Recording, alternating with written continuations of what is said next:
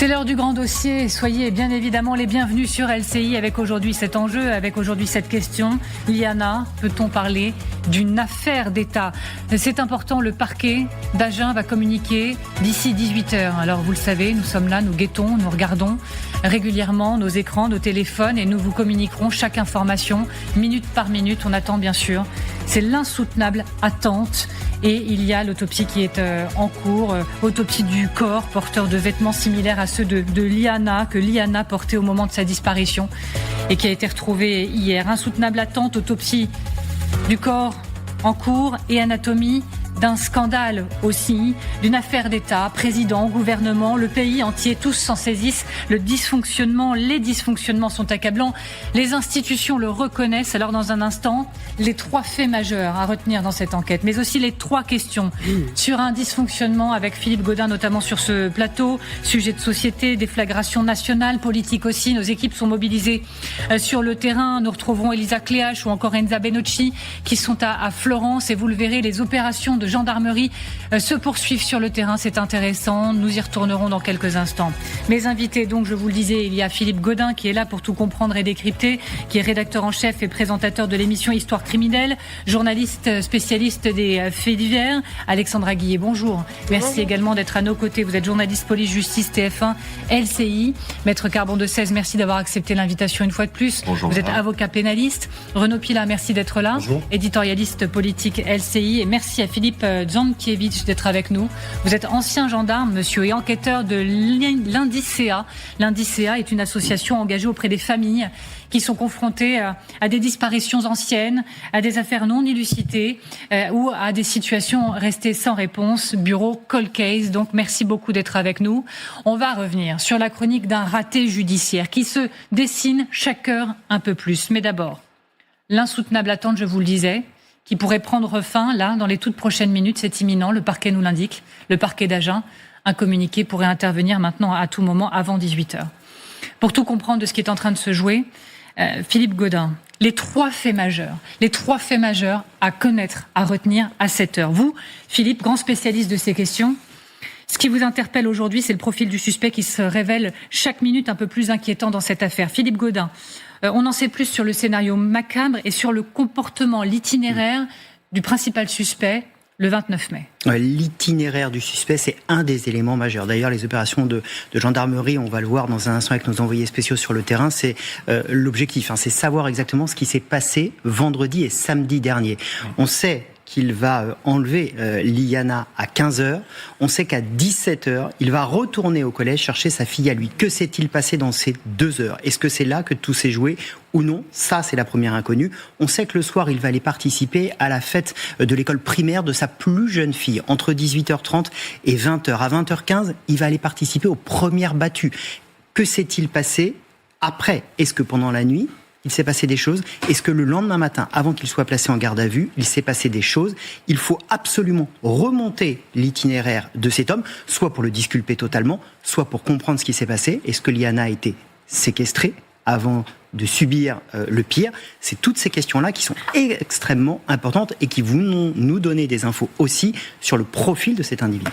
Et Philippe, il faut dézoomer aussi sur l'ensemble de son parcours, on va dire même criminel. Le parcours criminel de Jérôme Barella au fil de ces dernières années, au-delà de l'affaire Liana, révèle une forme de montée en puissance dans la gravité des faits. Oui, parce qu'il y aura l'enquête sur Liana et il y aura l'enquête sur son parcours criminel. Cet homme a commencé en 2017. C'est la date qu'on connaît aujourd'hui, avec une relation avec une mineure, relation dite consentie, classée sans suite. Et puis, il y a en 2020 des comportements inappropriés dans le collège où il travaille comme agent d'entretien. Et puis, il y a en 2022 un premier viol sur une petite fille. C'est des affaires qui n'ont pas été jugées. On verra s'il est coupable ou non dans ces affaires. Mais on va jusqu'en 2027, aujourd'hui, où il est soupçonné, mis en examen pour la séquestration, peut-être le meurtre dans quelques heures de Liana. Il y a donc une gradation dans ce qui est en train de se passer. Il y a tous les indicateurs d'une sérialité et il faudra s'interroger sur son parcours criminel. Est-ce qu'il a vraiment commencé en 2017 ou avant ? Et qu'est-ce qui s'est passé depuis 10 ans ? Troisième élément clé de cette enquête, en fait, c'est le silence. Le silence accablant de ce suspect, le mutisme de l'accusé, le sens même de ce silence, il faut l'analyser. Silence et mensonge. C'est les deux grandes questions du jour.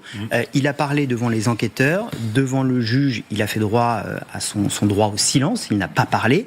Il a quand même livré une version d'abord contradictoire. Il a dit « j'ai pas vu Liana », ensuite il a dit « effectivement je l'ai conduit jusqu'à la piscine qui était fermée ». On peut là peut-être voir des indices de mensonge. Et puis souvent, si évidemment il est coupable, les pédocriminels et les criminels sexuels ont des mécanismes similaires qui sont des mécanismes de silence. Pour les faire parler, il faut leur mettre des preuves sous les yeux. On a vu ça avec Nordal Lelandais, on a vu ça avec Michel Fourniret. Si on ne leur met pas des preuves sous les yeux, ils ne parlent pas. Cet homme va-t-il parler ? Qu'est-ce qu'il a à dire ? Peut-être son innocence, encore une fois, mais peut-être aussi des faits beaucoup plus graves. Et il faudra remonter son parcours criminel et donc briser ce silence. Merci Philippe, c'était très clair. Et on prend la direction du terrain puisque vous l'avez souligné, effectivement, des opérations de gendarmerie sont en cours, elles sont même intenses sur le terrain, même s'il y a un suspect aujourd'hui qui est en détention provisoire, même s'il y a un corps. Et les dernières minutes, malheureusement, semblent confirmer le scénario le plus noir. Je vous le rappelle, on attend une communication du parquet d'Agen. C'est imminent maintenant, mais il y a ces opérations sur le terrain. Merci de les suivre d'ailleurs pour nous sur le terrain, Enza Benucci, avec Juliette Bizio. Vous êtes, vous, du côté de la gendarmerie de Florence. Expliquez-nous, décrivez-nous ce qui se passe sur le terrain en ce moment même. Eh bien, on vient de traverser la ville pour se rendre devant cette gendarmerie parce que c'est ici que les habitants échangent avec les gendarmes. Et pour traverser la ville, eh bien, on est resté bloqué avec ma collègue Juliette dans les bouchons pendant une trentaine de minutes parce que les gendarmes sont partout, au niveau de la piscine, au niveau du collège. Ils interrogent les habitants, bloquent les ronds-points, 4 ronds-points. Ils sont une quarantaine à proposer, en fait, à montrer eh bien, la voiture de Jérôme Barella aux habitants et à leur demander est-ce que vous avez vu ce véhicule vendredi dernier circuler dans la commune. En tout cas, l'étau se resserre autour du suspect puisque, eh bien, on le voit sur les vidéosurveillance récupérer la jeune Liana en voiture vendredi dernier. Il dit aux enquêteurs l'avoir déposée à la piscine, mais la piscine municipale était fermée. Et puis, on vient de l'apprendre, le silo autour duquel a été retrouvé le corps, eh bien, était désaffecté depuis 2022. Il fallait donc connaître les lieux. Et Jérôme Barella a travaillé sur ce site agricole de 2012 à 2018, pendant 6 ans. Le suspect reste pour le moment présumé innocent, je le rappelle.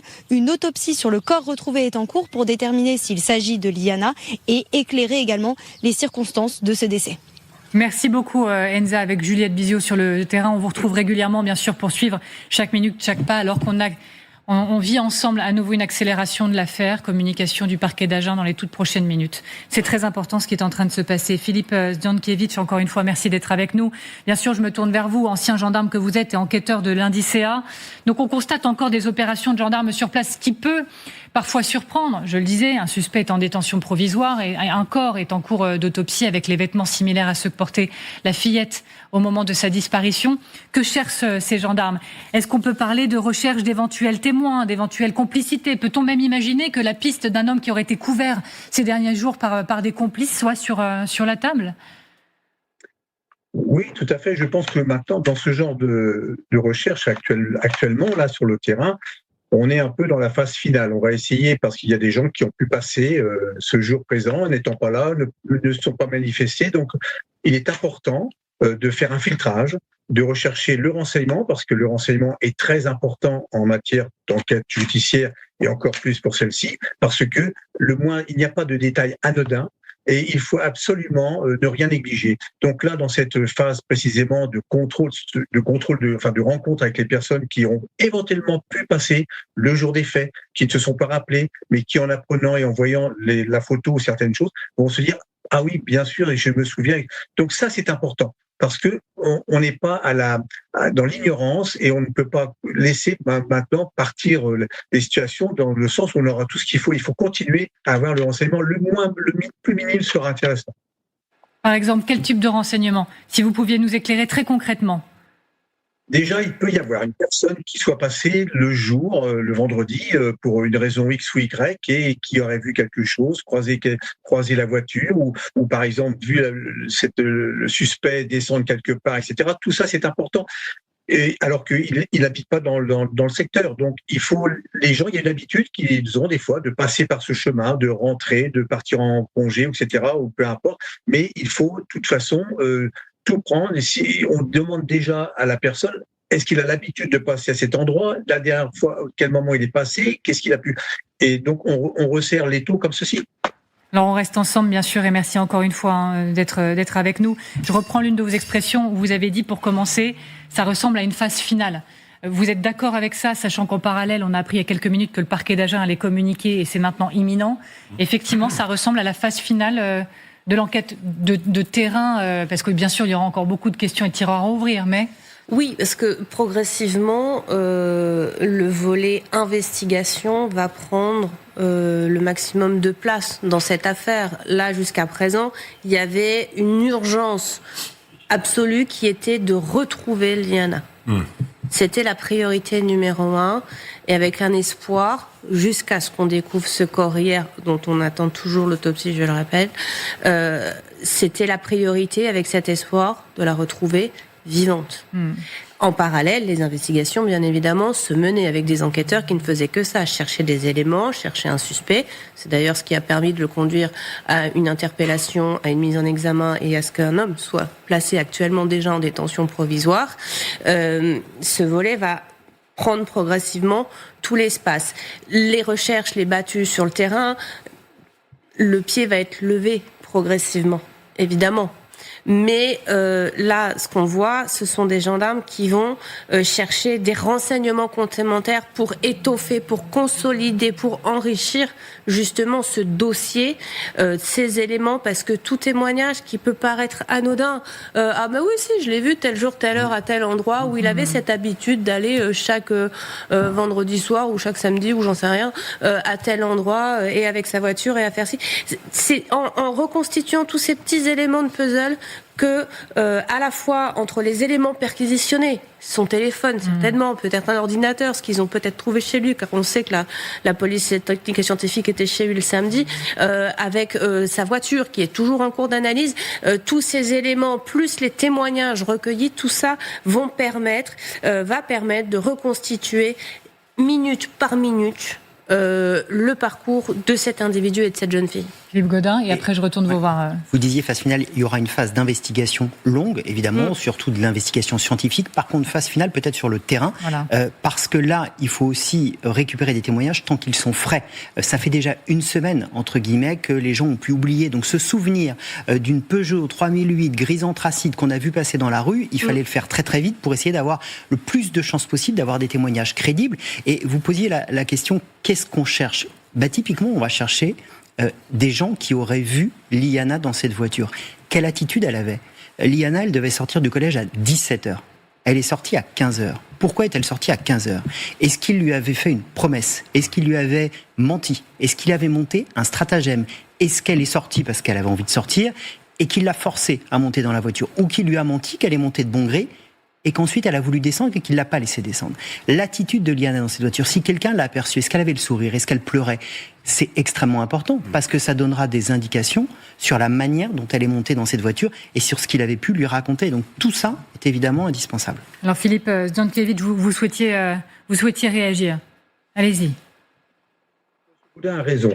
Mais je voulais d'abord vous dire, en premier lieu, on avait quand même tout ce qui était logistique et recherche. Ça, on ne va pas y revenir là-dessus. Une fois que le corps a été retrouvé, il y a le retrait, comme on dit, des troupes, parce qu'on va conserver maintenant, on a le lieu où ça s'est passé, donc on va mettre en position, on va protéger ces lieux. Donc, je parlais de phase finale parce que la phase importante de retrouver la personne disparue, elle a été mise out quand le corps a été retrouvé, donc tout le monde s'est retiré, sauf une équipe qui va rester sur les lieux pour préserver les alentours et le lieu du corps du lieu de la scène de crime. C'est ça que je voulais dire, pour être clair. Donc là, je dis que c'est la phase finale parce que on en est maintenant à, comme disait M. Gaudin, à rechercher le renseignement, si minime soit-il, de la personne qui va se souvenir, ah mais oui, ça y est, je me la comme la voiture, etc. Je passais là avant. Donc ça, c'est important. Évidemment que ça sera peut-être un petit renseignement sur des centaines de voitures qui vont passer. Mais ce renseignement-là, on va pouvoir encore localiser à quelle heure c'était, dans quelle direction il allait, tout ça, on va avoir des précisions importantes. Et c'est ça qui est important. Alors, c'est pour ça que je disais que c'est la phase finale, au niveau technique sur le terrain, évidemment. Mais autrement, oui, c'est pas fini, ça c'est sûr. C'est très clair. Maître Carbon de 16, selon vous, quelles sont les principales zones d'ombre qui subsistent à cette heure ? D'abord, il y a une zone d'ombre majeure, c'est celle de la présomption d'innocence. C'est-à-dire, qu'est-ce qui pourrait intervenir à décharge de monsieur Barella que tout désigne pour l'instant. Elle désigne d'autant plus que, hélas, au fur et à mesure que le temps avance, l'identité de la victime qu'on a retrouvée fait de moins en moins mystère. La preuve, il n'y a plus de battu. Donc s'il n'y a plus de battu, c'est qu'on n'a plus l'espoir de la retrouver ailleurs et que donc on est convaincu que c'est bien elle qui est la victime. Les zones d'ombre, indépendamment de l'enquête, sur les fautes commises par les services de l'État, les zones d'ombre, c'est par exemple la qualification qui va pouvoir être apportée. Est-ce qu'on peut caractériser par exemple la préméditation et par exemple qualifier d'assassinat? Alors à cet égard, pourquoi cette jeune fille sort de l'école à 15h au lieu de 17h? Est-ce qu'il y a un piège qui lui est tendu pour sortir plus tôt, auquel cas on caractérise tout de suite la préméditation? Ou est-ce simplement un professeur absent et une victime choisie par hasard par son prédateur, auquel cas on ne peut pas encore caractériser la préméditation? Voilà les zones d'hésitation auxquelles le parquet, auquel il revient de prendre un réquisitoire introductif et donc de qualifier les faits dès ce réquisitoire introductif qui est l'acte départ des investigations judiciaires. Voilà les questions qu'ils devront se poser. Et pour répondre donc à votre question, voilà les zones d'ombre qui subsistent au moment où nous parlons. Et donc, bien sûr, nous avons les regards rivés, tous, encore une fois, sur les ordinateurs, les téléphones, pour apercevoir les premiers mots, les premières lignes du communiqué du parquet d'Agen qui doit maintenant intervenir. Ça peut être imminent, c'est d'ici 18h. Et bien sûr, on mise avec beaucoup d'intensité sur les résultats éventuels de l'autopsie. Mais je voudrais qu'on soit clair. Le rapport d'autopsie ne donnera peut-être pas toutes les réponses que l'on attend ? Pas tout de suite. Non. Là, la priorité, c'est de dire c'est Liana ou pas Liana. Parce que ça permet pour les parents d'avoir une réponse définitive et puis ça permet d'enclencher les procédures aussi. Après, il va falloir faire une autopsie dans le temps et ça, on a des grands professionnels qui savent très bien faire ça pour essayer de déceler le moindre détail sur le corps de Liana qui vont nous donner des informations. Si on se dit les choses franchement, est-ce qu'elle a été agressée sexuellement? Est-ce qu'elle a été violée? Est-ce qu'elle a été frappée? Est-ce qu'elle a été attachée? Si elle a été séquestrée un temps vivante, elle a dû être menottée, attachée avec des liens. Tout ça, les experts légistes sont capables de le savoir. On va voir les hématomes, on va voir là où le sang est allé, on va voir s'il y a des traces de liens, on va voir s'il y a des traces de mains autour du cou. Ça arrive malheureusement dans d'autres affaires. Donc tous ces éléments-là de l'autopsie vont être extrêmement précieux. Et puis on va même peut-être trouver des éléments sur elle qui sont ce qu'on appelle les fameux biotopes. Vous savez, on a beaucoup parlé de ça sur l'affaire du petit Émile, c'est-à-dire que l'élément naturel dans lequel un corps est entreposé va laisser des traces. On va retrouver des petites mouches, on va trouver des éléments du milieu naturel. On appelle ça des biotopes. Eh bien, les biotopes qu'on pourrait trouver sur Liana nous permettront de savoir si le corps a été déplacé, si le corps a été entreposé d'abord dans un endroit, dans ce silo. Il y a dû y avoir plein de prélèvements qui ont été faits pour avoir parfaitement ce biotope et être capable de dire elle y est restée combien de temps. Nos experts sont capables de dire tout ça. Je viens vers vous. J'ajoute juste un petit élément sur l'autopsie, autre élément complémentaire, au-delà de la façon dont cette jeune fille est décédée, ils vont essayer aussi de retrouver des traces d'ADN autres. Oui. Pour essayer de déterminer qui éventuellement a touché cet enfant. Et si on retrouve sur le corps de cette jeune fille, si son autopsie, encore une fois, le confirme, des traces ADN du suspect qui est actuellement en détention provisoire, ça va devenir de plus en plus compliqué pour lui. Je voudrais qu'on retourne vers Monsieur Zankiewicz.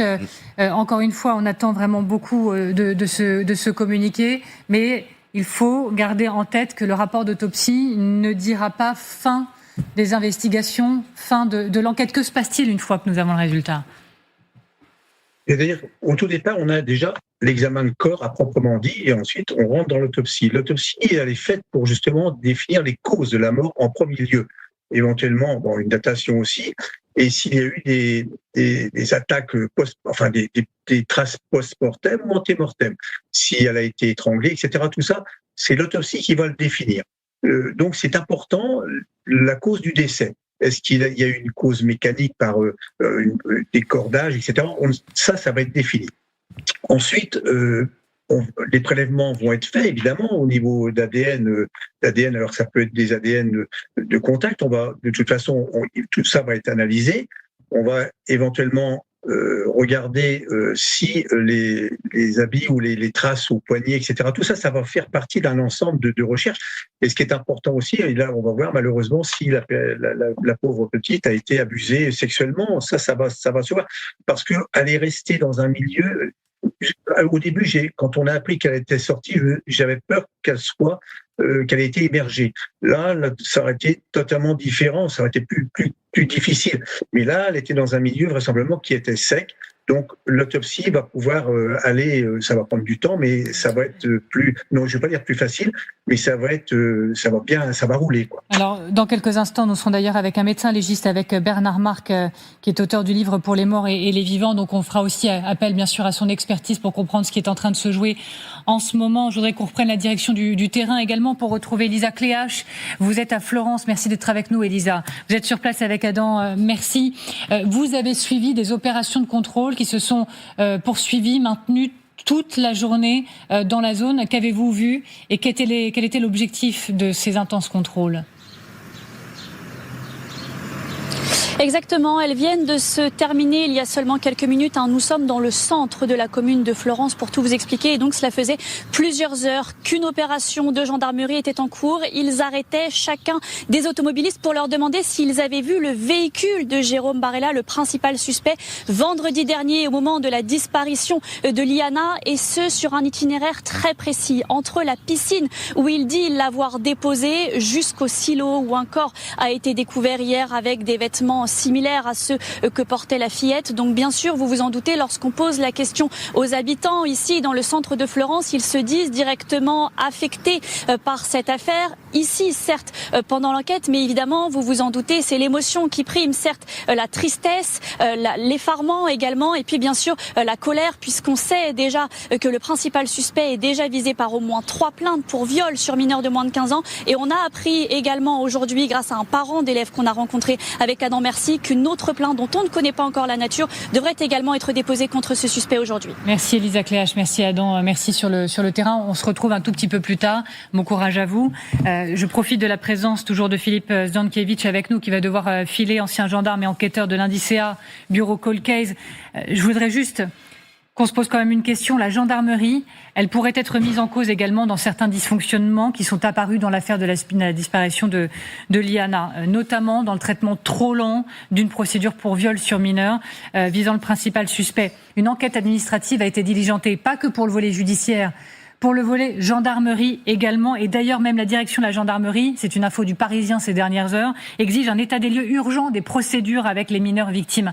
Est-ce qu'il y a une remise en question à faire du côté du travail des gendarmes? Est-ce que, potentiellement, ils ont failli dans leurs tâches? Est-ce qu'ils avaient des éléments dont ils n'ont pas fait ce qu'il fallait? Je tiens à dire, je suis de la famille gendarmerie, c'est dans mon ADN aussi. Pour moi, la gendarmerie, le gendarme, oui, il fait bien son job. Alors, il faut bien savoir que c'est le système en lui-même, que ce soit déjà là-bas, parce qu'on a quand même un patron, c'est le procureur de la République, qui est le patron de la police judiciaire. Depuis des décennies, on sait que le roi judiciaire va pas bien. Faut pas se voir la face. Vous savez, quand un gendarme qui est dans une brigade est tenu de recevoir la plainte de la personne. Si cette plainte concerne une agression ou un fait délictuel qui a eu lieu hors circo ou hors département, on prend la plainte, mais on doit la transmettre à notre parquet qui, lui, va analyser et va transmettre au parquet compétent du lieu de l'infraction. Le parquet du lieu d'infraction va examiner l'affaire et va renvoyer un soit transmis pour continuation d'enquête. Vous voyez le temps que cela prend. Alors, il faut savoir, enfin, vous savez, je ne vais rien inventer. On manque de magistrats, de greffiers, d'adjoints, de juridiques, d'enquêteurs. Donc voilà, le problème, il est là. C'est pour ça qu'il y a une lenteur. Il faut pas trop tirer à boulet rouge sur la gendarmerie ou sur la justice. Il y a forcément un dysfonctionnement, ça tout le monde le voit, dû à un manque de travail ou à une erreur. Peut-être. Bon, enfin, pour moi, voilà, c'est ce que je pense. Je veux pas aller plus loin parce qu'on pourrait polémiquer pendant longtemps. Merci beaucoup, Monsieur Zdankiewicz, d'avoir été avec nous. Vos propos font réagir. L'émission ne s'arrête pas là. On se retrouve dans un instant et ces discussions, on va continuer de les avoir. Donc, je sais votre intérêt, votre passion. Vraiment, je vous le promets, dans quelques instants, vous pourrez nous la partager. Nous poursuivrons également avec vous, Bernard Marc, je le promettais. Là encore, vous êtes médecin légiste. Vous êtes auteur du livre Pour les morts et les vivants. Merci de prendre le temps d'être avec nous dans le grand dossier aujourd'hui. Cette chronique aussi, c'est l'anatomie d'un scandale, le raté judiciaire qui se préciserait chaque heure un peu plus. Le pays a besoin de réponses. Voilà, ça on l'a compris. Philippe Gaudin répondra pour vous, chers téléspectateurs, aux 3 questions sur un possible dysfonctionnement. On apprend par exemple que la circulaire pénale priorisant les enfants victimes n'a pas été appliquée par la procureure d'Auch. Même le ministère de la Justice lui-même parle de dysfonctionnement global, colère, indignation, fait de société, déflagration. Comment faire pour pouvoir dire plus jamais ça et compter sur nous pour suivre à chaque pas l'enquête. Nos équipes sont toujours mobilisées sur le terrain, au plus près. Et je vous le rappelle, c'est important. Dans un instant, dans quelques instants, c'est imminent. Le parquet d'Agen doit communiquer. Nous serons donc là pour tout vous partager. À tout de suite.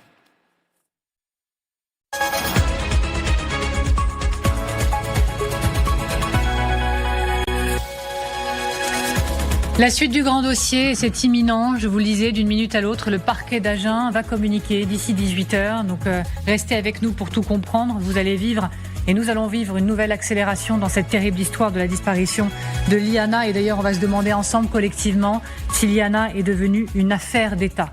Pour tout comprendre, pour tout décrypter, toujours avec nous Philippe Gaudin, toujours Alexandra Guillet, précieuse Alexandra, maître Carbon de 16. Merci toujours Renaud Pilat d'être avec nous. Et nous sommes également, je vous le disais, avec Bernard Marc. Merci d'avoir accepté l'invitation. Vous êtes médecin légiste et auteur du livre Pour les morts et les vivants. Parce que oui, dans quelques instants, nous allons suivre la communication du parquet. Dans quelques instants, on va se demander quelles sont les 3 questions à se poser et les réponses à y apporter au dysfonctionnement majeur dans cette affaire. Mais ce qui est en cours, potentiellement encore, c'est une autopsie. Alors on se doute que s'il y a une communication d'ici peu du parquet, c'est que les choses maintenant deviennent très précises et concrètes, mais quand même, Bernard Marc, quand on parle d'autopsie, de quoi parle-t-on ? On parle de l'identification, on parle de recherche de cause de la mort ? C'est là un élément multiple, une façon multiple. Il y a bien évidemment l'identification, il y a le délai du décès, quand est-elle morte, il y a des éléments aussi à la recherche d'éventuels signes d'une agression sexuelle qu'elle aurait pu subir avant le décès. Et puis, effectivement, l'élimination des causes de la mort. Donc là, plusieurs éléments sont à rechercher pendant cette phase autopsique, qui est une phase à la fois d'inspection et aussi d'examen médico-légal. Voilà, et on annonce, on pressent, on comprend des résultats de l'autopsie avant 18h. Pour vous, c'est allé particulièrement vite ? On a des éléments qui sont des éléments où les premières indications vont pouvoir être données. Elles vont pouvoir être données sur la nature du décès, bien évidemment, sur des critères d'identification. Il s'agit d'un corps qui a été retrouvé relativement peu de temps après le décès, donc un corps qui est conservé, qui a pu parler, apporter des éléments tout à fait formels qui seront confirmés éventuellement par de l'ADN, mais déjà la reconnaissance visuelle, déjà la reconnaissance dentaire, déjà des empreintes papillaires par exemple, ont pu être réalisées, sont réalisables, et puis l'autopsie a pu déterminer les causes du décès.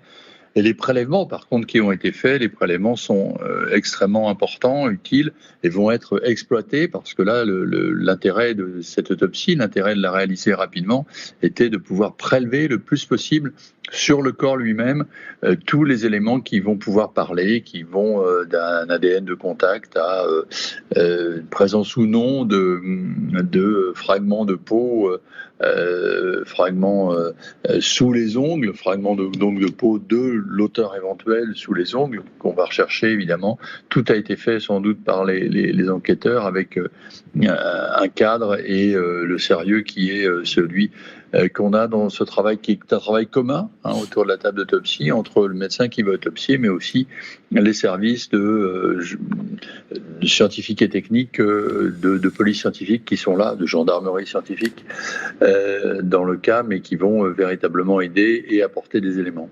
On reste ensemble, bien sûr, Bernard Marc.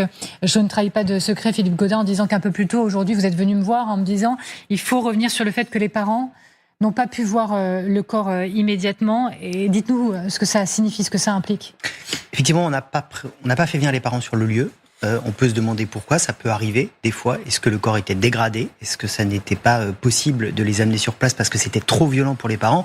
Et ça permet de compléter ce que dit Bernard Marc. L'autopsie, pour nous, elle va probablement valider un nom sur un corps. Pour les parents, c'est un moment extrêmement important et extrêmement difficile. On va leur parler avant de faire une conférence de presse ce soir, parce qu'on va peut-être nous dire la manière dont elle est morte, peut-être pas dans les détails, mais on va nous dire si elle a été étranglée, si elle a été frappée. Vous imaginez, pour les parents, ils vont commencer à avoir des images sur ce qui s'est passé. Donc, il y a un temps psychologique à passer d'abord avec les parents pour leur expliquer les premiers éléments de l'autopsie, qui est absolument fondamental. Et en même temps, c'est un temps terrible et c'est un temps extrêmement important pour les parents, parce que le nombre de parents qui ne retrouvent pas le corps de leur enfant parce que on n'arrive pas à le retrouver, et auquel on ne peut pas apporter de réponse sur la manière dont leur enfant est mort. Prenez le père, le petit papa d'Estelle Mouzin. Toute sa vie, il aurait aimé savoir ce qui est arrivé à Estelle. Il ne saura jamais ce qu'elle a vécu. Il y en a un tas de familles comme ça qui ne sauront jamais ce qu'ont vécu leur enfant. Donc cette autopsie, elle demande d'abord de la psychologie avec les parents pour leur dire les choses. Et ensuite, pour les parents, ce sera le début d'une histoire qu'ils pourront au moins permettre de comprendre et de commencer un deuil. Mais pardon, mais voilà, le deuil est impossible. Le deuil est impossible sans corps, sans rien, aucun travail de reconstruction. Mais malheureusement, on comprend que ce n'est pas du tout la fin de ce chemin-là, puisque Bernard Marc, vous allez peut-être me confirmer le fait que le rapport d'autopsie ne donnera pas toutes les réponses que l'on attend. Il y a encore un énorme travail derrière. Il y a un énorme travail derrière, mais pour reprendre les propos, l'autopsie ne se termine pas non plus à ces prélèvements et à ces éléments qui sont médico-légaux. Elle va aussi jusqu'à une reconstitution tégumentaire, le fait de pouvoir rendre le plus présentable le corps à la famille, parce que dans médecin légiste, on commence par médecin, et le soin est aussi d'apporter un soin particulier à rendre le corps aux familles, parce qu'on comprend bien que ce qui a été médico-légal, preuve judiciaire, sur lequel on a prélèvement pour faire avancer l'instance judiciaire, eh bien, il y a aussi à considérer que c'est une personne d'abord, et essayer de lui rendre une dignité. Ce sera le dernier travail du service de médecine légale que de pouvoir rendre et accompagner ensuite les parents au moment où il y aura la mise en bière et ces processus que le médecin légiste connaît aussi, parce qu'une fois passé le temps de l'enquête, il y a aussi le temps du respect et de l'accompagnement dans la douleur de ces familles, au moins dans les premiers pas, et on doit le faire avec dignité et éthique. On reste ensemble, Bernard Marc. Vous vouliez réagir sur ce point, maître ?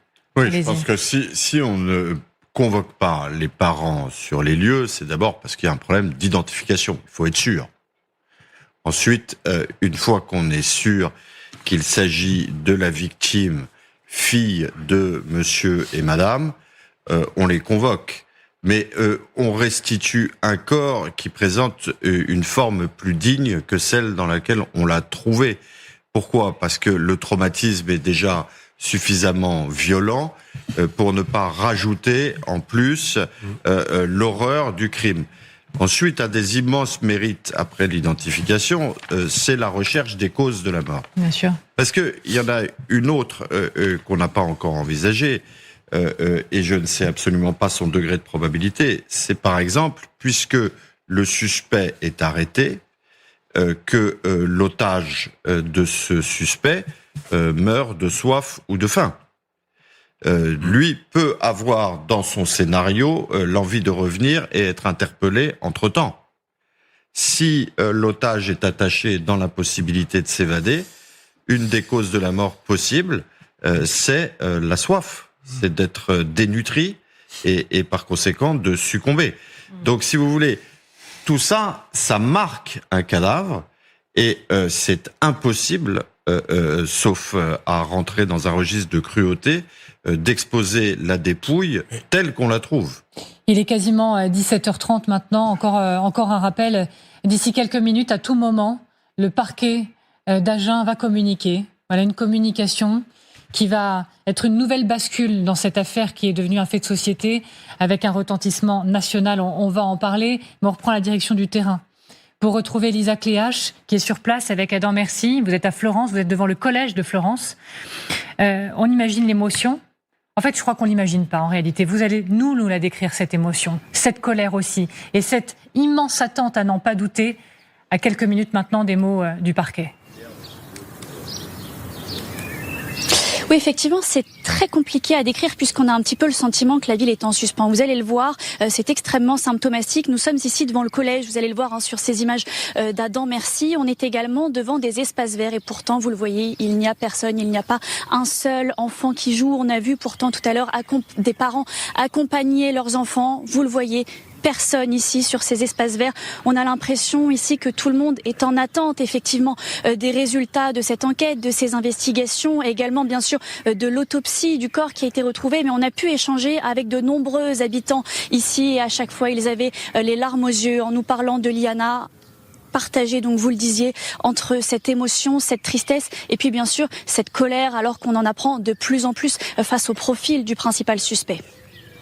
Merci beaucoup Elisa Cléache, merci à Adam Mercy qui est avec vous sur le terrain. Et bien sûr, à tout moment, on peut revenir vers vous vers les équipes sur le terrain, puisque encore une fois, le parquet va communiquer. Ça peut tomber à tout moment, donc nous serons extrêmement réactifs, bien sûr. Mais il faut le dire, autopsie en cours, mais également anatomie d'un scandale.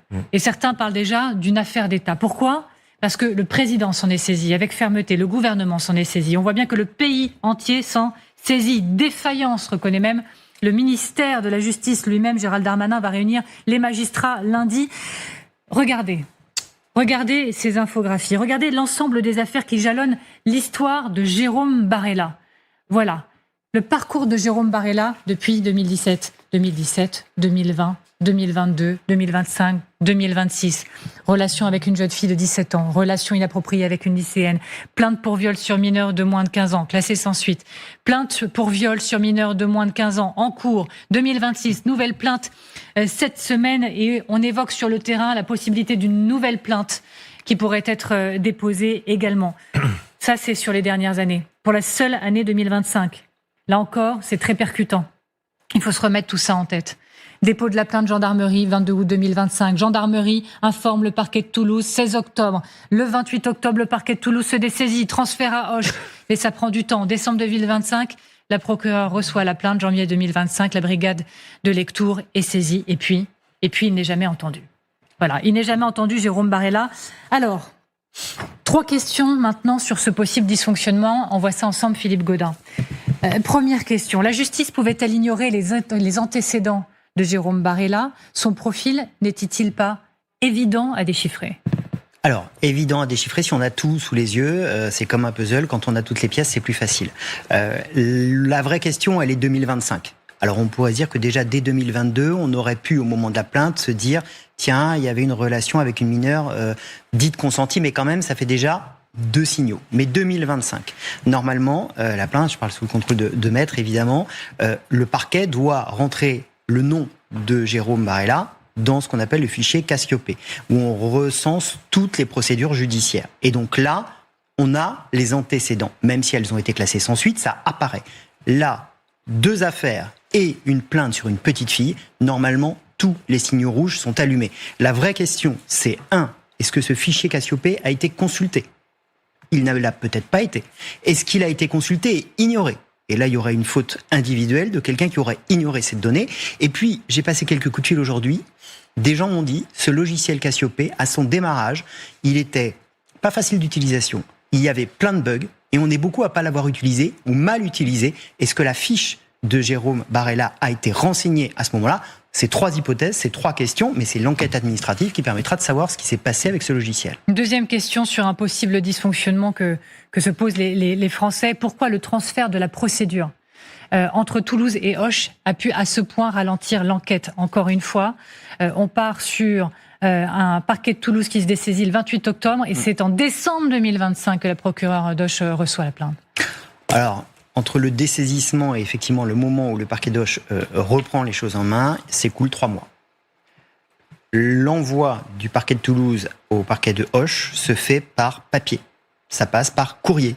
Donc ça arrive au service courrier. Et donc à ce stade, la procureure d'Auch, qui est la seule à disposer des réponses vraiment sur ce point-là, dit c'est arrivé par courrier, ça n'a pas été traité immédiatement. Alors est-ce que le service était totalement débordé, était totalement rempli, et que le temps, il y a les fêtes de Noël qui sont passées entre là, donc vous voyez bien le mois de décembre, déjà vous enlevez 15 jours, et on n'a pas ouvert ce dossier, on l'a pas regardé assez tôt, on l'a laissé sur une pile. En tout cas là, il y a eu un délai trop long. Et la troisième question, pourquoi le parquet d'Auch n'a pas convoqué rapidement Jérôme Barella? Alors là aussi, la procureure d'Auch a donné une réponse. Elle a dit la garde à vue, elle intervient à la fin de l'enquête. C'est-à-dire qu'on collecte toutes les informations, on collecte tous les indices pour mettre la personne en garde à vue, lui soumettre toutes les preuves et lui dire, voyez, vous pouvez plus nier. Elle dit, c'est comme ça que ça se passe. Sauf que, là encore, j'ai appelé la brigade des mineurs de Paris. Alors ce sont des gens spécialisés sur la question des mineurs. Ils me disent, quand on a ce genre de choses, avec des signalements précédents, avec des affaires précédentes, on n'attend pas. On fait une garde à vue tout de suite parce que ça lance des signaux. Alors eux sont des spécialistes. Est-ce que là on n'avait pas affaire à des spécialistes? Est-ce que personne n'a vu les alertes? Ça semble fou, mais il y a une vraie question qui se pose. C'était très clair. Merci Philippe Gaudin. Je me permets de me tourner vers Maître qui est en plateau. On voit le ministère de la Justice, le porte-parole du ministère de la Justice qui médiatise beaucoup la parole ces dernières heures pour reconnaître une défaillance, un dysfonctionnement. On mobilise les magistrats. Ils sont attendus lundi matin, convoqués pour tout remettre à plat. Pour vous, c'est suffisant? Ça y est, quelque chose est en train de se passer? Je ne crois pas que ce soit franchement votre état d'esprit. Vous pressentez bien, madame. Vous savez, je crois vraiment que le temps de la communication à outrance, surtout avec cette communication qu'on qualifiera pudiquement d'évolutive depuis hier, ne trompe plus personne. Qu'est-ce que ça va changer de convoquer tout le monde à la chancellerie, comme la réunion des ambassadeurs à l'Élysée une fois par an, au lieu de leur dire maintenant mettez-vous au travail et faites l'audit précis des dossiers en cours dans vos juridictions. Ça serait bien, au lieu de perdre du temps de monter à Paris, d'entendre la bonne parole et de redescendre. Donc ça veut dire qu'on communique. D'ailleurs, depuis hier, on ne cesse d'euphémiser. Jusqu'à ce que nous parlions du fichier KCOP, on vous faisait croire qu'il n'y avait pas de fichier national consultable. Maintenant, on vous sort l'excuse bateau d'un logiciel qui dysfonctionne. Cassiopée, c'est dans l'article 48 du Code de procédure pénale depuis plus de 10 ans. Si ça dysfonctionne depuis plus de 10 ans, c'est pas les magistrats qu'il faut mettre en cause. C'est le garde des Sceaux qui doit démissionner. Vous comprenez bien qu'il faut qu'on arrête maintenant les paravents successifs et qu'on regarde les choses. Quand vous voyez qu'on continue à utiliser la voie postale au lieu d'envoyer un mail, ce qui prend 10 minutes. Et des fax. Quitte à confirmer par voie postale, qu'on vous dit benoîtement, ah oui, mais vous savez, alors on a la deuxième excuse phare, c'est de dire, ah mais on est débordé, mais vous êtes débordé, mais vous faites quoi?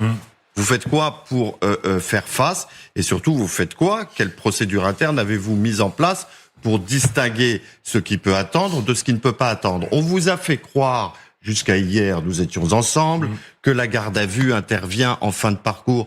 Je vous ai dit que c'était faux. Le représentant du ministère de la Justice vous a dit que c'était vrai. On sait aujourd'hui que c'est faux. Pourquoi? Parce qu'il y a urgence, notamment envoyer un signal à quelqu'un qui risque de récidiver ou de réitérer selon la qualification juridique qu'on choisit, à lui dire attention, tu es surveillé, ne fais pas n'importe quoi, ce qui sauve des victimes. Parce que en réalité, ce qu'on veut, c'est un aveu quand on n'a pas suffisamment de preuves. Et c'est aussi pour ça qu'on les convoque avant la fin du dossier. Donc vous voyez, ces vérités successives, ces discours euphémisants, ils contribuent à créer une défiance général du justiciable par rapport à l'appareil judiciaire. Et dans les justiciables, il y a les parties civiles. Et donc, plus on communiquera en ayant pour seule obsession que de s'exonérer de sa propre responsabilité et non pas de faire la lumière, plus on accroîtra la défiance à l'égard de la justice. Allez-y, Renaud Pilin. Faut rester calme. Ce qui est, j'ai l'impression que c'est un peu difficile pour vous, là, tout de suite, maintenant. Oui, je crois qu'il n'y a pas que moi. Je crois qu'il n'y a pas que moi, parce qu'on est journaliste, mais on est avant tout citoyen. Et depuis plusieurs jours et depuis plusieurs heures, effectivement, il y a un sentiment de révolte, il y a un sentiment de colère. Et si effectivement, et il a bien fait d'intervenir, il est dans son rôle, le chef de l'État a parlé ce matin de cette affaire dramatique depuis l'étranger. Pardonnez-moi, normalement à l'étranger, on s'occupe des affaires internationales. Si Emmanuel Macron a pris la parole, c'est qu'il est dans son rôle, il est garant de l'unité du pays, et l'unité du pays, c'est également lorsqu'il y a des drames aussi ignobles et aussi incompréhensibles qui risquent de fissurer un peu plus la confiance dans l'État et en l'occurrence dans la capacité de l'État à protéger nos enfants. On a eu le MeToo des femmes depuis des années, ça progresse, maintenant on est face à un MeToo des enfants. Il va falloir qu'on s'y attelle.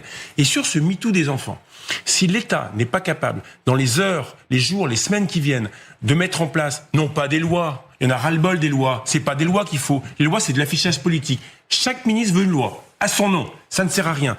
Deuxièmement, heureusement qu'Emmanuel Macron n'est pas tombé là-dedans. C'est pas un manque de moyens. Évidemment qu'il y a un manque de moyens en France. Il y a deux fois moins de procureurs en France qu'en Allemagne. Oui. Mais si on peut arrêter sur un drame aussi ignoble de se planquer derrière le manque de moyens. Il y a des fautes individuelles, mais il y a à la fois une faute systémique. Lorsque les gendarmes ne sont pas appelés par la procureure pendant des mois pour savoir si l'enquête avance, c'est scandaleux. Lorsque la procureure, il y a 3 jours, pardonnez-moi, fait un point presse de 10 minutes en se défaussant, en disant c'est pas nous, on a fait ce qu'il fallait, et en prenant aucune question de la presse parce qu'elle a peur pour son poste, c'est scandaleux. Alors, il faut un avant et un après. Oui, justement, c'est la question qu'on va se poser notamment avec Jacques Dallest qui nous a rejoint. Vraiment, on le remercie, Jacques Dallest, parce que vous êtes magistrat honoraire, ancien procureur de la République, juge d'instruction, procureur général et auteur du livre Sur le chemin du crime aux éditions Mareuil Éditions. Merci beaucoup de prendre le temps, encore une fois, d'être avec nous, monsieur Dallest. On va revenir sur ces coups de gueule, sur l'avant et l'après. En fait, la question, c'est comment pouvoir dire plus jamais ça, quoi. Voilà, c'est ça qu'on a envie de savoir. Mais, pardonnez-moi, je m'arrête quand même sur ce qui nous attend là tout de suite. Maintenant, c'est imminent. Le parquet d'Agen va communiquer. Voilà. Du haut de votre expérience, qu'est-il en train de se jouer ? Que peut nous dire le parquet d'ici quelques instants ? Alors, c'est le parquet d'Agen, le procureur d'Agen qui gère le pôle criminel sur la cour d'appel d'Agen qui a récupéré l'affaire, c'est assez classique. Ce n'est plus le procureur d'Auch qui gère le dossier, c'est le procureur d'Agen, donc qui va s'expliquer, qui va sans doute donner connaissance des conclusions du rapport d'autopsie. Les premières conclusions, même s'il y a sans doute des investigations médico-légales complémentaires, ça c'est évidemment fondamental. D'abord pour confirmer l'identité de la victime et surtout savoir quelles sont les causes exactes de sa mort, puisque ça peut orienter et ça orientera forcément la suite de l'instruction. On saura peut-être si il s'agit bien de Liana, si elle a subi des violences sexuelles, et ça c'est évidemment fondamental. Il est bon que le procureur communique sur cet aspect du dossier. À partir du moment où si on avait, voilà, je vais quand même conserver la prudence nécessaire, si on avait la confirmation que c'est bien le corps de Liana, si on a bel et bien des résultats d'autopsie dans les toutes prochaines minutes, quelle est l'étape d'après ? Que se passe-t-il ensuite ? Alors on imagine que peut-être même à cette heure, la famille est déjà prévenue, c'est ça ? Certainement, il faut toujours privilégier l'information de la famille, ce qui n'a pas toujours été fait, qu'elle n'apprenne pas par la presse, par les médias ce qu'il en est. Donc je pense que c'est fait aujourd'hui. Il y a peut-être une association d'aide aux victimes qui est là pour l'assister. Le procureur, au vu de ses conclusions, si elles concluent, elles confirment la piste criminelle, va délivrer un réquisitoire supplétif, va saisir le juge d'instruction, cette fois des faits d'homicide sur mineur, puisque le juge ne saisit que de faits d'enlèvement et de séquestration. S'il s'avère qu'il s'agit bien d'un homicide, un peu comme l'affaire du petit Émile, dont vous vous souvenez, et par la suite qu'on a rajouté cette qualification pénale, et peut-être même une nouvelle qualification, si des faits d'atteinte sexuelle ont été constatés, on pourra retenir des faits de viol ou de tentative de viol. C'est ce qui permettra ensuite au juge d'instruction de convoquer, d'extraire, de faire sortir de prison le mis en cause et de lui notifier un chef de mise en examen supplémentaire, et surtout de recueillir ses explications, puisque pour l'instant, il est un peu dans le mutisme ou il est dans le silence, c'est son droit, et il faudra qu'il s'explique évidemment sur ce qui s'est passé. Il y a tout un travail qui se poursuit parallèlement d'analyse de son véhicule, de recherche de traces et d'indices. Je vous rappelle que dans l'affaire de la petite Maëlys, Nordal-Lelandais, c'est grâce à une micro-trace de sang découverte 6 mois plus tard dans le coffre qu'on a pu confondre Nordal-Lelandais. Donc tout ce travail complexe se mène en parallèle. Et donc là, il y a une phase maintenant qui se poursuit. Évidemment, la famille de la petite, si c'est bien elle, pourra et se constituera partie civile, ce qui permettra à son avocat d'avoir accès au dossier. C'est vraiment précieux de vous avoir avec nous, Jacques Dallès, donc on va vous garder encore un peu. On va faire un détour par le terrain, c'est vraiment très important, bien sûr, ce qui s'y passe également. Enza Benocchi, vous êtes avec Juliette Bizio à Florence et vous êtes devant la gendarmerie. Ce qui a pu surprendre au cours de la journée, c'est que même si le suspect est en détention provisoire, même si très probablement le corps de la petite fille est en cours d'identification avec réponse possible dans les prochaines minutes du parquet, il y a eu des opérations de gendarmerie, des voitures par dizaines qui ont été arrêtés par les gendarmes. Que s'est-il passé et pourquoi ces opérations ? Eh bien, nous avons tenté de traverser la ville justement durant ces opérations et avec Juliette, on s'est retrouvés bloqués pendant 30 minutes parce que les gendarmes interpellaient chaque voiture. Ils étaient à la recherche du moindre indice. Ils ont présenté à chaque véhicule la voiture du suspect, donc une Peugeot 3008, en demandant aux gens « Est-ce que vous avez vu cette voiture circuler vendredi ?» Les gendarmes recherchent le moindre indice. On est devant la gendarmerie et depuis plusieurs heures, il y a un peu de va-et-vient. Des personnes viennent échanger avec les gendarmes, parler de ce qu'elles ont vu, parler de ce qu'elles connaissent du suspect. Nous, on a pu échanger avec une collégienne qui est dans la classe de la fille du suspect.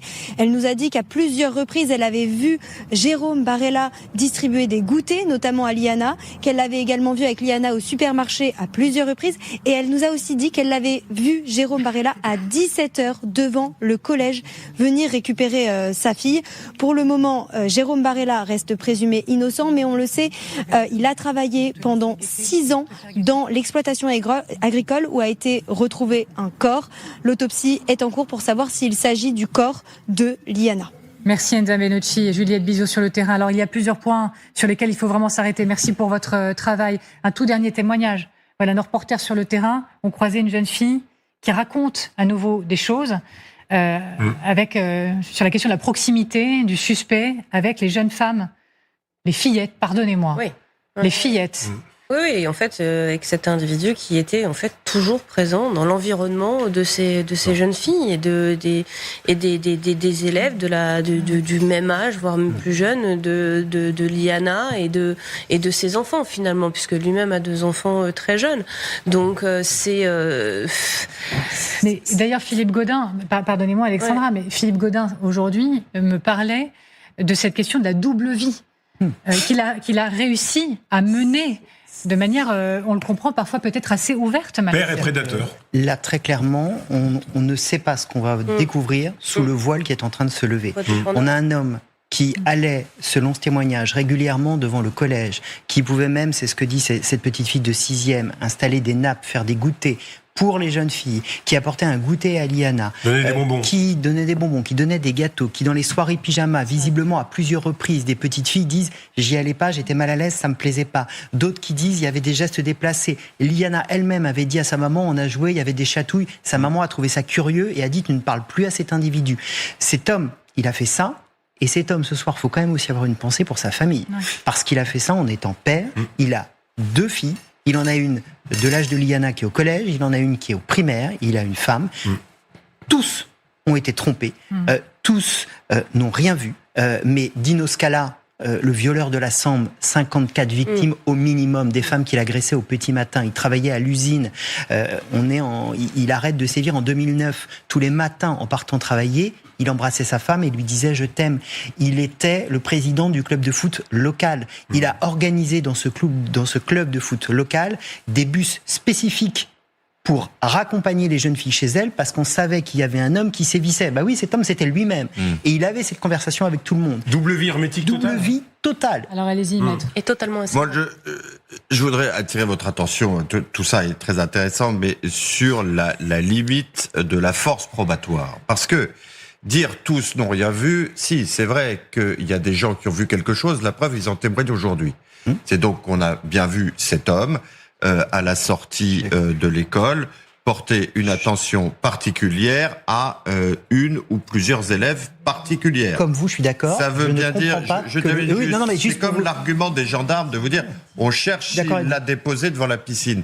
Le fait de déposer une enfant devant une piscine, qu'elle soit fermée ou ouverte, ça ne veut rien dire. Ça veut simplement dire qu'elle a été déposée devant la piscine. Donc, si vous voulez, évidemment qu'il faut rappeler que Jérôme Barella continue à bénéficier de la présomption d'innocence. Ça veut dire quoi ?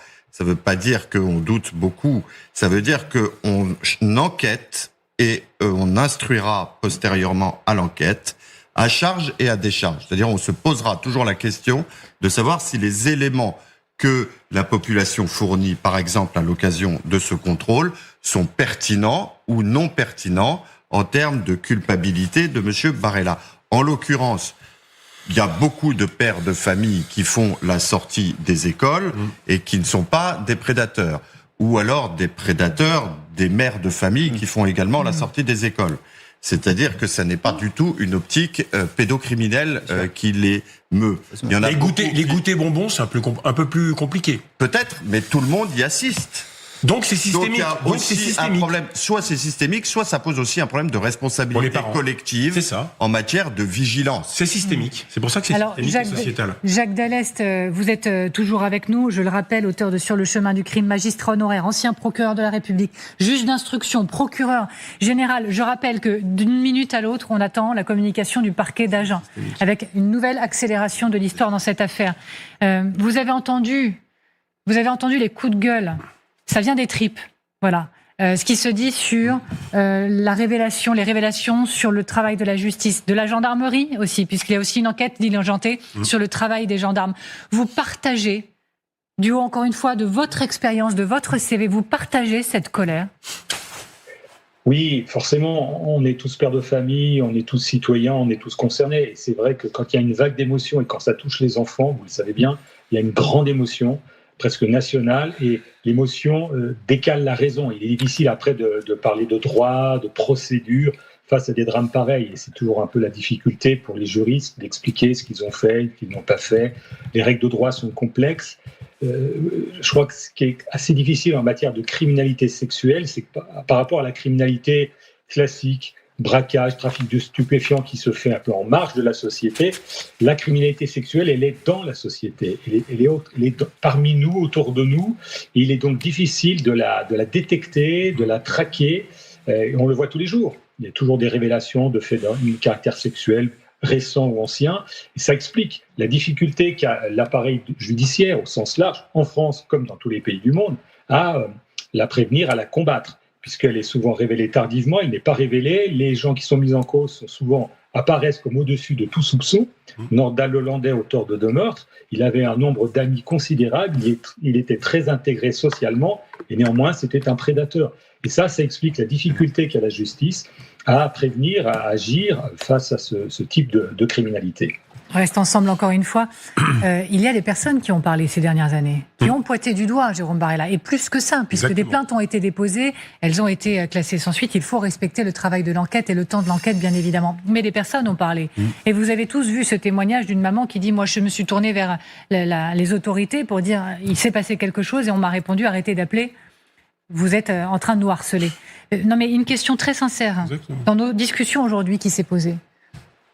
Elle est peut-être un peu taboue, elle est peut-être un peu clivante. Mais Philippe Gaudin, est-ce qu'il peut y avoir une forme de discrimination dans le travail de la justice, des gendarmes? C'est-à-dire que, selon la provenance du coup de téléphone, on ne va pas réagir de la même manière. Selon le profil de la personne qui appelle, son milieu social, on ne va pas se saisir de la situation de la même manière. Pardon, c'est extrêmement sensible, mais je me permets de vous poser la question. En tout cas, c'est une question qu'on a le droit de poser. Parce que tout n'a pas été entendu, que cette mère qui a appelé, la mère de Rosa, qui a appelé à plusieurs reprises, à qui on a dit visiblement arrêtez de nous appeler, on fait notre travail. Alors c'est difficile, on n'est pas là, on n'a pas les faits, mais oui, on ne traite pas, je vais sortir de ce cas-là, mais on ne traite pas tout le temps de la même manière les affaires, selon où elles se déroulent. Voilà, ça arrive. Je dis pas que ça s'est passé là, mais ça arrive. Ça arrive que on prenne moins au sérieux des plaintes déposées dans certains milieux sociaux. C'est ça. Ça arrive. Je ne dis pas encore une fois que c'est le cas ici, parce qu'on a des gendarmes qui sont sur le terrain, qui sont aussi issus de là et qui donc, on va pas leur faire un procès sur ce sujet-là, mais en tout cas c'est arrivé. Et donc, on a le droit de se poser la question sur pourquoi on n'a pas pris plus au sérieux cette parole-là. Pourquoi on n'a pas plus entendu cet enfant-là. Alors, on sait qu'on a des difficultés à entendre les paroles des enfants, mais là, est-ce qu'il y a eu un caractère social supplémentaire qui s'est rajouté ? On a le droit de se poser la question. Non, mais Amélie, pardon, l'avocat qui est en plateau, est-ce que vous-même, vous posez cette question en tant que professionnel ? Oui, et on la constate dans les cabinets, il y a une discrimination sociale, il y a un problème d'accès au droit, d'accès à l'enquête, qui est tellement intégré que les plus démunis n'osent pas, parce qu'ils savent qu'ils vont se heurter au mur, par exemple, de leurs difficultés d'expression précises. Exact. C'est d'autant plus insupportable au cas particulier que ça ne se heurte pas à un silence, ça se heurte à une menace. C'est-à-dire la menace d'une procédure pour harcèlement. C'est-à-dire que vous avez quelqu'un qui est inquiet, qui est déjà mal à l'aise dans l'expression de son drame et de son inquiétude, et qui en plus se voit menacé par la personne sous la protection de laquelle elle veut se placer. Donc vous voyez l'énorme sujet. Donc oui, vous avez raison, il y a une discrimination sociale, consciente ou inconsciente d'ailleurs. Et puis il y a autre chose. C'est le fait que ce dossier qui dépasse les compétences de cette brigade, c'est compliqué pour les gens de la brigade de Lectoure de dire qu'ils n'ont pas le gabarit quand on les appelle. Et donc le réflexe, c'est pas de dire on n'a rien fait, ne vous inquiétez pas, parce ne vous inquiétez pas, c'est pas de l'ironie, ne vous inquiétez pas parce qu'on a transmis à des gens compétents. C'est de masquer le fait qu'on ne fait rien, c'est de masquer l'inertie, et c'est là que ça devient fautif, en haussant le ton. Pour se protéger. En haussant le ton pour camoufler le fait qu'on n'a rien fait. Et c'est là le scandale. Le scandale, il est double. Et il est un moteur de la discrimination dont elle a été victime, mais vous avez raison, évidemment, la question se pose. Jacques Dellès, je vous la soumets, cette problématique également. Elle est sensible, elle peut même être violente ou compliquée, mais je vous la soumets. Je pense qu'il a raison, Maître Cavon de 16. Il y a évidemment une approche différente selon le profil de la victime, selon sa position sociale, selon sa détermination, etc., selon les conseils dont elle bénéficie. Ça, je crois qu'on ne peut pas le nier. C'est malheureusement notre vie sociale. Et ce qui est à relever, ça a été dit, c'est que je ne suis pas certain que la brigade locale ait été la mieux à même de traiter une affaire criminelle, une affaire de viol sur mineur. Il y a une unité qui existe au sein de la compagnie d'Auch, c'est la brigade des recherches. C'est un corps de gendarmes spécialistes de la police judiciaire qui aurait été certainement plus adapté pour traiter ce dossier. Évidemment, les brigades locales croulent sous les affaires, beaucoup de choses de la vie quotidienne. Et dès qu'on a une affaire qui sort un peu de l'habitude, alors certains, ça peut les intéresser, certains gendarmes. Mais est-ce qu'ils auront la capacité, la disponibilité pour le faire ? Ça, c'est un autre problème. Et là, je pense qu'il y a aussi une erreur d'orientation du dossier dans une affaire criminelle, outre le fait que le parquet n'a pas suivi ou n'a pas suffisamment été réactif, volontaire dans ce dossier pour exiger des comptes rendus téléphoniques immédiats ou rapides et diriger la police judiciaire. Mais à la décharge du parquet, n'oublions pas que les procureurs croulent sous les dossiers, il y en a de tous les côtés, on crée des incriminations pénales nouvelles, il y a des exigences multiples. Il est très compliqué pour un procureur en enquête préliminaire de suivre tous ces dossiers. Donc, il laisse faire les enquêteurs, ils attendent qu'on lui retourne des éléments d'information, et ça peut être préjudiciable, et on le voit dans notre affaire, malheureusement. Merci Jacques Dellès. Renaud ? Oui, Amélie, vous posez une question qui est fondamentale, qui me semble fondamentale. Pourquoi ? Parce que, et c'est pour ça que c'est un scandale, il y a des bavures policières, c'est une bavure judiciaire absolument immense, et elle est éminemment politique. Pourquoi elle est politique ? Parce que les milieux sociaux, ça compte énormément. Lorsque vous êtes issu d'un milieu bourgeois, lorsque vous êtes, comme on le catégorise à l'INSEE, CSP+, vous avez des relations, vous avez des moyens. Je parle pas de passe-droit ou de piston, mais lorsque vous ne comprenez pas, vous avez l'aisance sociale, l'aisance sémantique, l'aisance de l'autorité pour pouvoir décrocher votre téléphone en disant « Attendez, ça va pas se passer comme ça ».